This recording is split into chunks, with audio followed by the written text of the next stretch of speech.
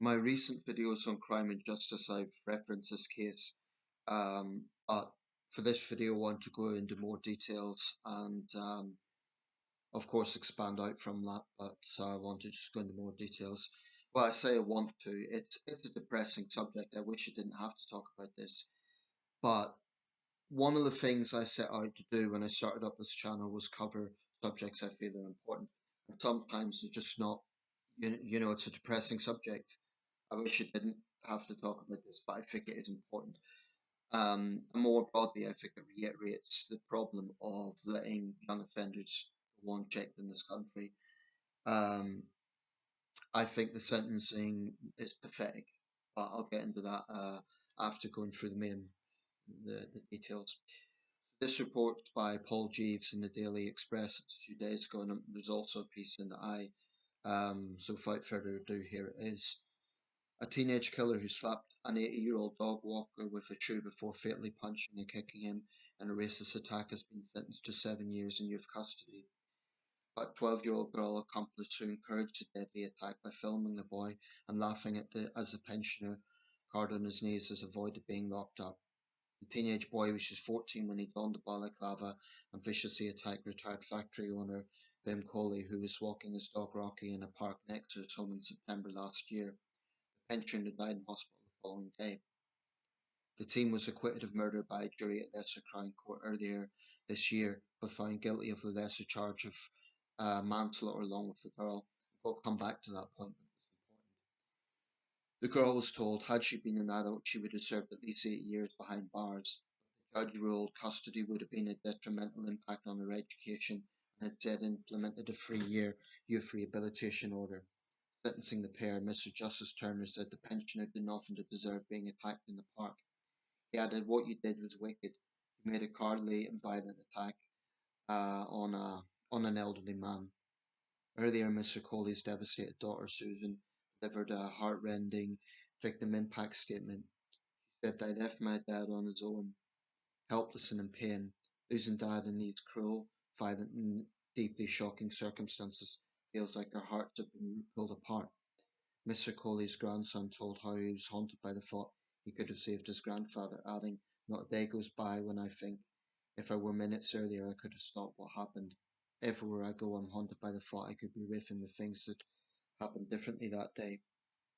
The cowardly boy who denied inflicting fatal injuries told a friend he would go on the run to Hinckley in Leicestershire the day after the attack, but was arrested by police minutes while hiding in a bush. Mr. Coley was discovered lying in agony close to the gates of Leicester's Franklin Park, yards from his home by horrified neighbours and relatives. The teenage boy subsequently boasted of his attack, and after learning the pensioner died, sent a message with a laughing emoji, writing, "Feds know it's me, got my name and picture." Just a little bit more from the I report on this. That's by Sophie Robinson and Stephanie Wareham. Harpreet Sandhu KC for the prosecution told the sentencing hearing that there was deliberate humiliation of Mr. Coley during the attack that came against a backdrop of bullying and antagonising of the pensioner by other local youths that the boy must have been aware of.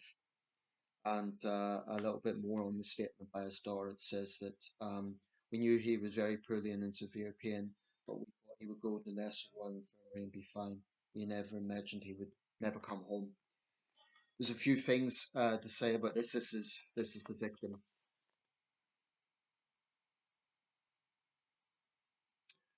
It's a horrific case, a shocking case.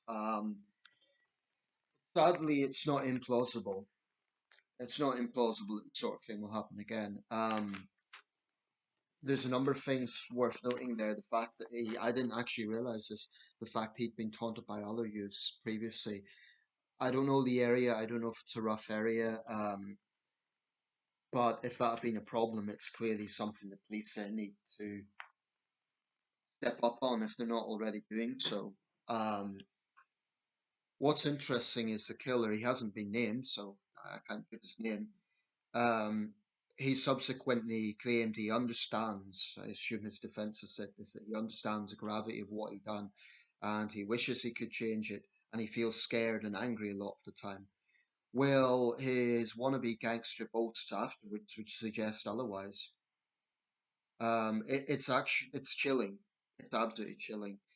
I do think 7 years is a pathetic sentence. And I wonder why the jury found him guilty of manslaughter as opposed to murder. I wonder were they directed to do so? I find it hard to believe that any British jury would not consider that to be murder when their actions directly caused his death. I suspect, I don't know if this is the case or not, but I suspect the jury would directed to find that as manslaughter because of the defendant's age. Um, it's sickening. You know, the judge said that it was a cowardly attack, indeed it was, and yet he subsequently went on to give them the soft sentences that he gave. What I find galling is the girl was spared custody because it would adversely affect her education. Now, this gets into the issue of rights of offenders over victims. Quite frankly, if she's prepared to do something like that, if she's prepared at the age of 12 to sadistically film a vulnerable elderly man being brutally attacked and see nothing wrong with that, there's something seriously wrong with that 12-year-old, and I think she's a danger to the public. What sort of rehabilitation will that take? What form will that take? She may not have pulled the fatal, she may not have been directly involved in the violence, but by filming it, she was absolutely complicit.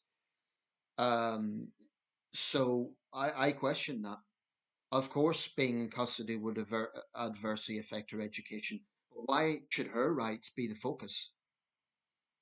Now, do I say that a 12-year-old child should have the same punishment as an adult? No, but it has to be stronger than a 3-year rehabilitation order. Likewise, the killer. Do I say that a 15-year-old, 14 at the time, should he get the same as if that was a 25-year-old? No, but it should be a hell of a lot tougher than 7 years in a young offenders institute. I would say if it was an adult, I would say a life sentence. That is a whole life tariff, or at least something close to it. And I think for a 15-year-old, 15 to 20 years minimum. I would honestly say for an adult, 25 to 30 years, and for a 15-year-old, 15 to 20 years minimum. 7 years means this fug will get out when he's 22, still extremely young. Now, I think an aggravating factor should have been his lack of remorse and the fact that he was boasting about it. Some might say that's just bravado, but it should have been factored in. This is a harrowing case, it's an awful case, but it is actually symbolic of a wider problem. I think the softly approach to youth justice is a failure. It's been an absolute miserable failure. It doesn't deter young offenders. And we know that because they literally boast about their violence. Um, they're not scared of justice. Not sufficiently, anyway. I remember the Gary Newlove case. He was the father who was killed by a teenage gang in, I believe it was Warrington, 2007. In the almost 20 years that has passed since then, his widow, Baroness Newlove, has been very prominent in campaigning on this issue. And I give her credit, but how much has changed? The penalty for violent young offenders is still far, far too lenient. Young offenders themselves have said that young offenders institutes are soft. That's not coming from right wing papers, that's not coming from me. That's young offenders themselves have said they think it's too soft. So something is clearly rotten here. I see in Sunderland City Centre, I see teenage boys going around in large groups, swaggering, doing what they want. Um, and it's not necessarily that they're being explicitly violent. But it's the sort of situation where, for example, if they were to throw a bottle on the ground and someone was to reprimand them for that, that person is risking their safety for doing the right thing, for trying to be a good citizen. I'll be quite honest. It intimidates me, not individually, but a group of teenage boys I do find somewhat intimidating because I'm a 39-year-old man. I can handle myself if it's a one-on-one situation. But I'm practical. I know that there's a real risk involved with that. Any one of them could be carrying a knife. And even if physically I can outpower a single teenager, I'm not Superman. There's no way I could take on a whole group, and I wouldn't be reckless enough to try.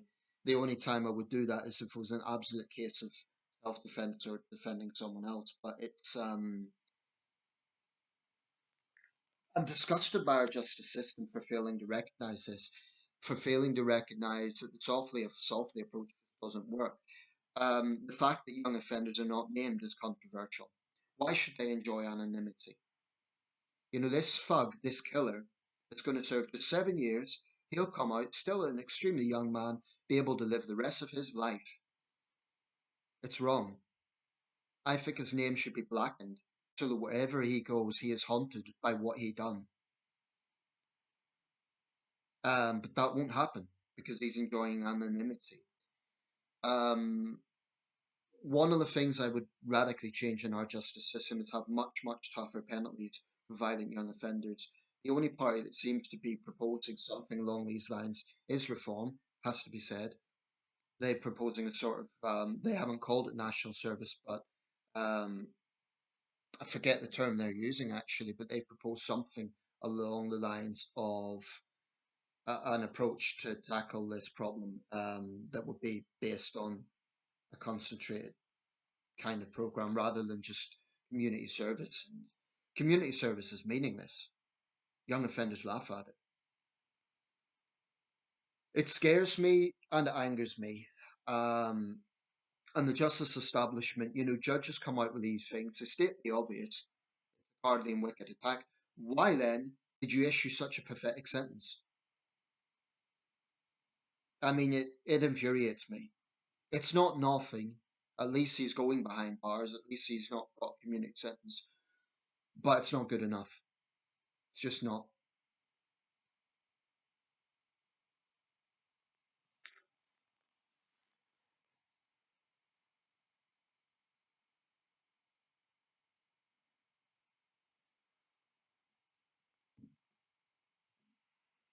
So yeah, I'll leave it there. But it's rest in peace, Bhim Kohli. I just can't imagine what his family's going through, the anger and the pain that they are going through. Um, Interestingly, this case has had no reference at all to either of the defendants' parents or guardians. Um, I think they're at least partly culpable. I mean, if your 14-year-old son or ward is doing that, what does that say about you? I mean, someone has to answer for this as to the culpability. I personally think 15 is old enough to know the difference between right and wrong. Hell, I think 12 is. Unless that girl had severe learning difficulties, I think she's old enough to know what she was doing was wrong. Um, it's disgusting and thoroughly, thoroughly depressing. And I wonder, will this ever change? Will there ever be a situation where there's much tougher penalties imposed on violent young offenders? At the moment, it's just not good enough. Um, and it reiterates everything I've said about the justice system.